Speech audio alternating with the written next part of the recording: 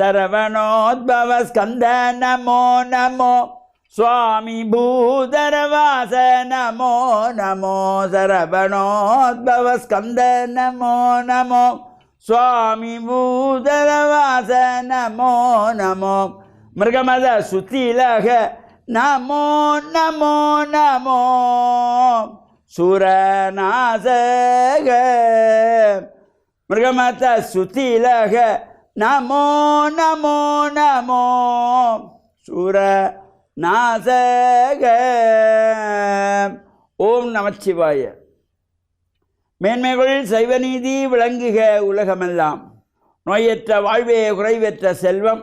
அந்த நோய் நொடிகள் இல்லாத வாழ்வு இந்த உலக மக்கள் எல்லோரும் வாழ வேண்டும் என்று கலியுகத்தின் காந்தமலை ஜோதியாகிய சபரிமலை சுவாமி ஐயப்பனுடைய திருவடிகளை சிறந்தாழ்த்தி டான் தமிழொலி ஓம் தொலைக்காட்சி நேயர்கள் அனைவருக்கும் சர்வதேச இந்து மத குருபீடம் அகில இலங்கை சபரிமலை ஸ்ரீ சாஸ்தாபுரத்தின் சார்பில் இனிய வணக்கங்களும் நல்லாசிகளும்.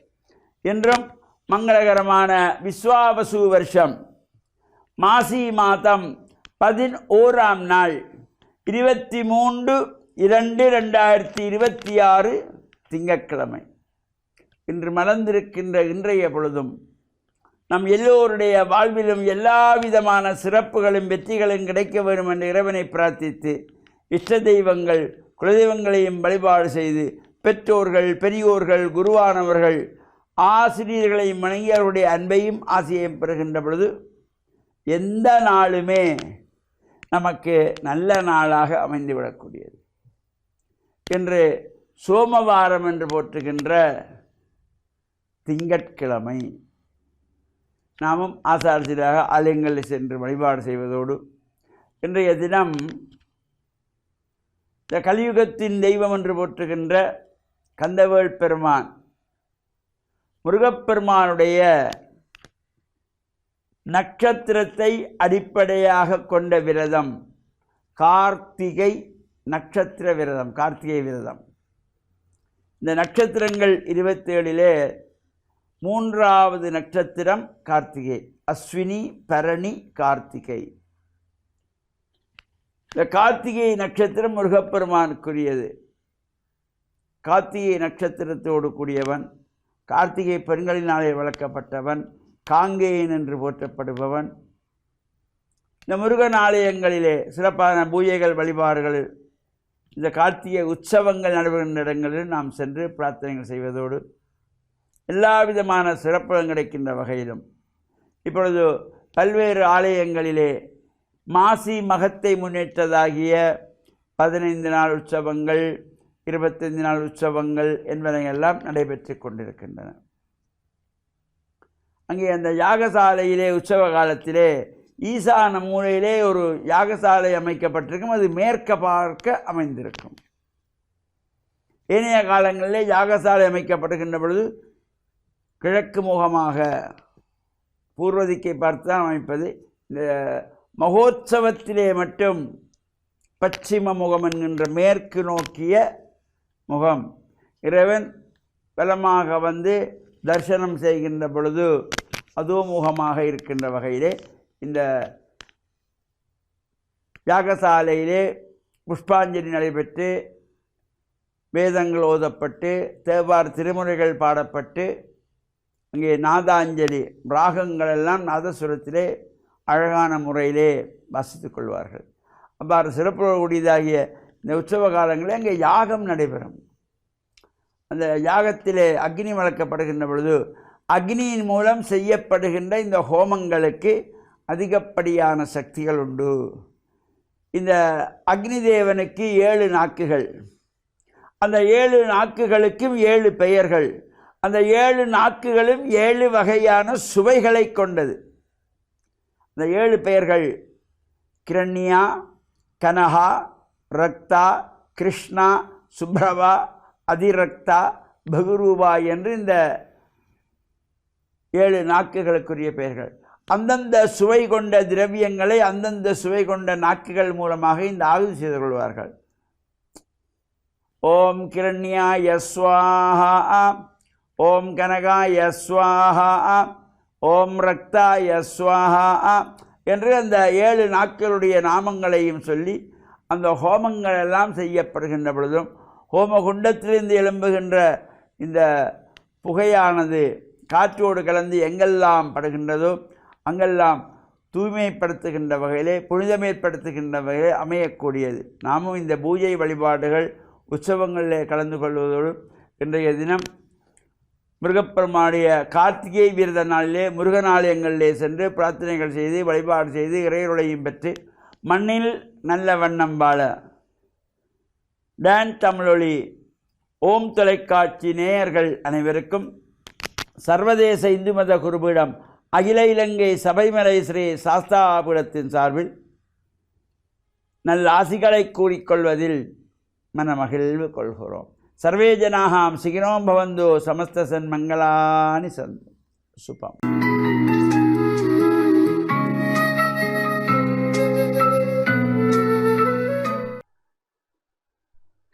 இறை இயேசுவில் என் அன்பு நெஞ்சங்களே, கிறிஸ்தவ நற்சிந்தனை வேளையில் உங்களை சந்திப்பதிலே எனக்கு மிக்க மகிழ்ச்சி. ஆண்டவர் இயேசுவின் அன்பும் அருளும் உங்கள் அனைவரோடும் இருப்பதாக. இன்று தவக்காலத்தின் 6ஆம் நாள். எங்களுடைய வாழ்வினுடைய இறுதியிலே எங்களுக்கு தீர்ப்பு வழங்குவதற்காக மாட்சியோடு ஆண்டவர் இயேசு வருவார் என்றும், அவர் மக்களை தனது வலப்புறத்திலே செம்மறி ஆடுகளையும் இடப்புறத்திலே வெள்ள ஆடுகளையும் பிரித்து தனக்கு உகந்தவர்களாக இருந்தவர்களுக்கு அவர் பரிசு வழங்குவது போல நிலை வாழ்வை கொடுப்பதற்கு அவர் தயாராக இருப்பார் என்றும், இந்த தீர்ப்பிடுகின்ற காலத்திலே எந்த சட்டங்களை, வழிமுறைகளை, மார்க்கத்தை வைத்து அவர் தீர்ப்பிடுவார் என்று இயேசு அழகாக சொல்லி இருக்கின்றார். நான் பசியோடு இருந்தேன், நீங்கள் எனக்கு புசிக்க கொடுத்தீர்கள். தாகமாக இருந்தேன், குடிக்க கொடுத்தீர்கள். உடையின்றி இருந்தேன், எனக்கு உடுத்தினீர்கள். சிறையிலே இருந்தேன், நோயுற்றிருந்தேன், என்னை வந்து பார்த்தீர்கள். இப்படியெல்லாம் பிறரன்பு பணிகளை செய்கின்றவர்களுக்கு ஆண்டவர் வெகுமதி கொடுப்பது போல, பரிசு கொடுப்பது போல ஒரு காட்சி அந்த இறுதி காலத்திலே இடம்பெறும் என்பதை ஆண்டவர் இயேசு கூறி வைக்கின்றார். இந்த தவ காலத்திலே நாங்கள் செய்கின்ற ஒரு முக்கியமான விடயம் பிறரன்பு பணியிலே ஈடுபடுதல், தான தருமம் செய்தல். ஒருத்தல் முயற்சிகளினாலே, தியாகங்களை செய்வதனாலே நாங்கள் எங்களுடைய பணத்தை, எங்களுடைய சொத்தை நாங்கள் இன்னும் சேமிச்சு வைப்பதற்கல்ல, அந்த தியாகங்கள் ஊடாக நாங்கள் பிறரன்பு பணி, அந்த பிறரன்பு பணியிலே ஈடுபடுவதற்குத்தான் இந்த தியாகங்களை செய்கின்றோம். அந்த பிறரன்பு பணிகளை செய்கின்ற பொழுதுதான் இந்த தியாகத்தினுடைய, இந்த தவத்தினுடைய அனுகூலங்களை, விளைவுகளை நாங்கள் அனுபவிக்க முடியும். இவ்வாறு இயேசு கூறுகின்ற பொழுது, இந்த சின்னம் சிறிய சகோதரர்கள் ஒருவருக்கு நீங்கள் செய்வதெல்லாம் எனக்கே செய்தீர்கள் என்று சொல்லுகின்றார்.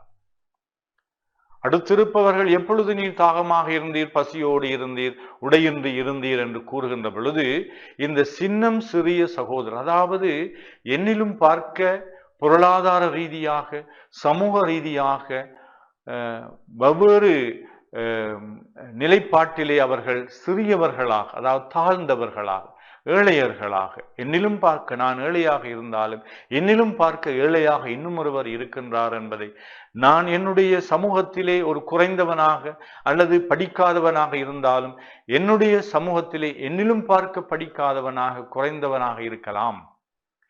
இவர்களிலே நான் இவர்களுக்கு பிறரன்பு செய்கின்ற பொழுது, என்னிலும் பார்க்க உயர்ந்தவர்கள், என்னிலும் பார்க்க வல்லமையானவர்கள், என்னிலும் பார்க்க செல்வாக்குடையவர்களுக்கல்ல, மாறாக தேவையோடு இருக்கின்றவர்களுக்கு பிறரன்பு பணியிலே நான் ஈடுபடுகின்ற பொழுது, எனக்கு இருக்கின்றவற்றை பகிர்ந்து அளிக்கின்ற பொழுது, வெறுமனே பொருளை மட்டுமல்ல, என்னுடைய அன்பை, கரிசனையை, நேரத்தை, என்னுடைய ஆற்றல், திறமைகளை, எனக்கு உரிய நல்ல வார்த்தைகளை, ஆறுதல் வார்த்தைகளை பகிர்ந்து கொடுக்கின்ற பொழுது நான் பிறரன்பு பணியிலே நிறைவு காணுகின்றேன்.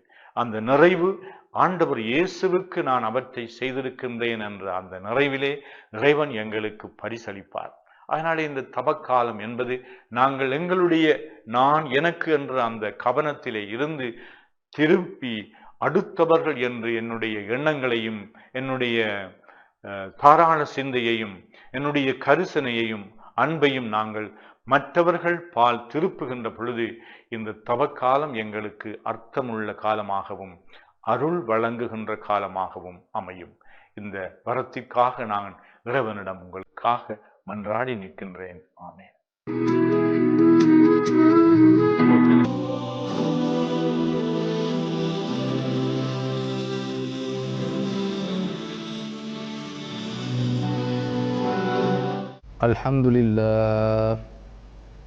Alhamdulillah nahmaduhu wa nasta'inuhu wa nastaghfiruhu wa nu'minu bihi wa natawakkalu alayhi wa na'udhu billahi min shururi anfusina wa min sayyiati a'malina man yahdihillahu fala mudilla lahu wa man yudlil fala hadiya lahu fa'udhu billahi minash shaitanir rajim.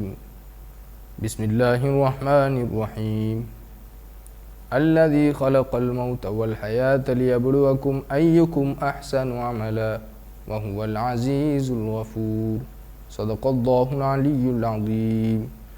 கண்ணியத்திற்குரிய அன்பார்ந்த நேயர்களே, சகோதரர்களே, அல்லாஹு தாலா இந்த உலக வாழ்வை எமக்கு ஒரு குறுகிய கால அவகாசம் உள்ளதாக ஆக்கி தந்திருக்கின்றான்.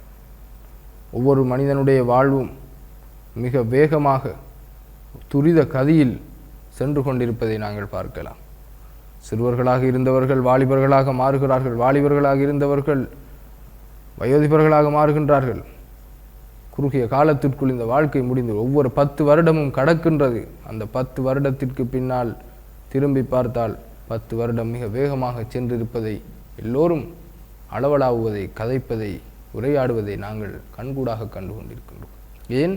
குறுகிய கால வாழ்க்கை தான் மனிதனுடைய அவகாசமாக இருந்து கொண்டிருக்கின்றது. இது அல்லாஹு தாலாவின் புறத்திலிருந்து வழங்கப்பட்டது.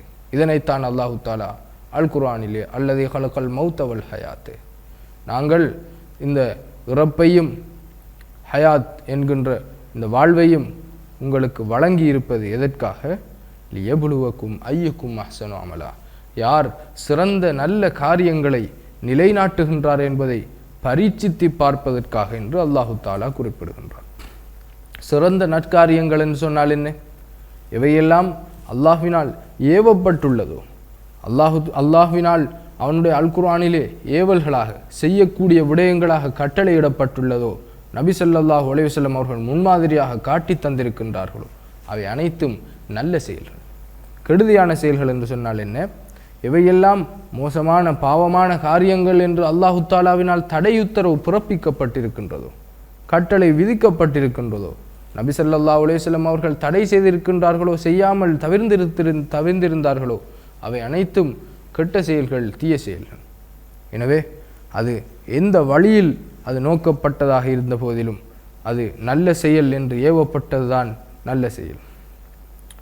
ஹலால் ஹராம், நல்லது கெட்டது, சுத்தமானது அசுத்தமானது, நாகரிகமானது நாகரிகமற்றது என்று பல வழிகளில் இஸ்லாம் நல்ல விடயங்களை காட்டி தந்திருக்கின்றது.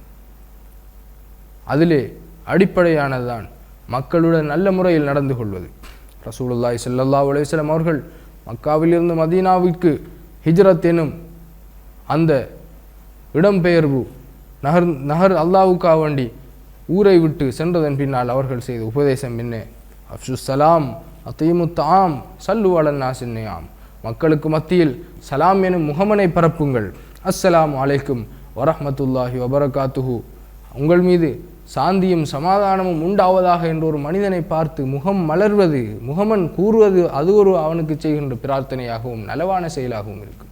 அத்தீமுத்தாம், மக்களுக்கு உணவளிப்பது, அவர்களை அல்லாஹுடன் தொடர்பாக்குவது, அவர்களுக்கு உணவளிப்பது அவர்களுக்கும் எங்களுக்கும் உடைய நல்லுறவை உண்டாக்குகின்றது. அதே போன்று சல்லு அலன்னாசின் ஆம், மக்கள் தூங்குகின்ற நேரத்தில் அவர்களுக்காக வேண்டி எழுந்து இறைவனிடத்தில் பாவ மன்னிப்பு தேடுவது இருக்கின்றதே, இதுவும் நல்ல செயலாக இருந்து கொண்டிருக்கின்றது. பாதையில் கிடக்கின்ற கல் முல்லை அகற்றி ஓரமாக போடுவது கூட தர்மம் என்று ரசூலுல்லாஹி ஸல்லல்லாஹு அலைஹி வஸல்லம் அவர்கள் சொன்னார்கள். பெற்ற தாயினுடைய அன்னையினுடைய முகத்தை பார்த்து மலர்ந்த முகத்துடன் அந்த அன்னையை தாயை நோக்குவது கூட தர்மம் என்று ரசூலுல்லாஹி ஸல்லல்லாஹு அலைஹி வஸல்லம் அவர்கள் சொன்னார். இவ்வாறு சில சிறிய நல்ல விடயங்களை எங்களுடைய வாழ்வில் அல்லாஹ்வுக்காக வேண்டி பின்பற்றுவதனூடாக அல்லாஹ் தாலா உலகில் எங்களுக்கு ஏவி இருக்கின்ற கட்டளைகளை நிலைநாட்டுவதற்குரிய பெரிய பாக்கியத்தை அல்லாஹ் தாலா அருள்வான். எனவே இந்த விடயங்களை எடுத்து நடப்பதற்கு அல்லாஹ் நம் அனைவருக்கும் அருள் புரிவானாக. அஸ்ஸலாமு அலைக்கும் வரஹ்மத்துல்லாஹி வபரகாத்துஹு.